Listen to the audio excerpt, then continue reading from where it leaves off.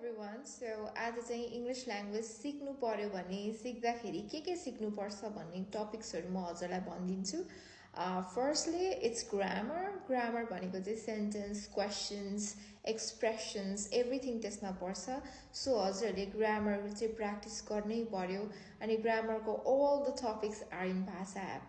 Secondly, it's vocabulary. Vocabulary भनेको खुसी हुँदा के भन्न मिल्छ, questions होदा के भन्न मिल्छ, को भनेको के हो, everything vocabulary चाहिँ भाषा एपमा छ. Almost 3000 words हरु भाषा एपमा हजुरले सिक्न मिल्छ.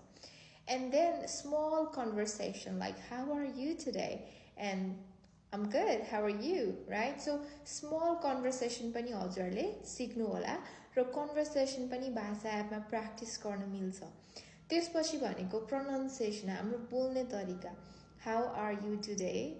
How are you today? Or how are you today? Right? So pronunciation को पनि हरेक lessons हरु हामीले provide गरेको छौं भाषा एपमा.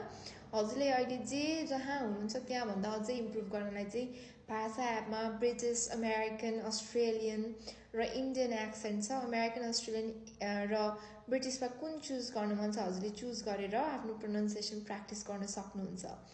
Finally, listening.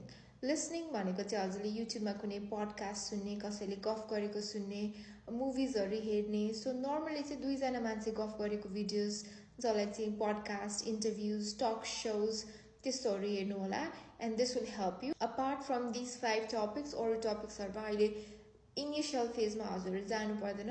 तर अहिले स्टार्ट गर्नको लागि चाहिँ यो सबै टपिक्सहरुलाई दिनदिनै 5 minutes, 10 minutes, 15 minutes टाइम दिएर हेर्नुस् और भाषा एपमा सिकेर हेर्नुस् र एक महिनामा कति चेन्ज आउँछ भनेर हजुरलाई नै थाहा हुन्छ.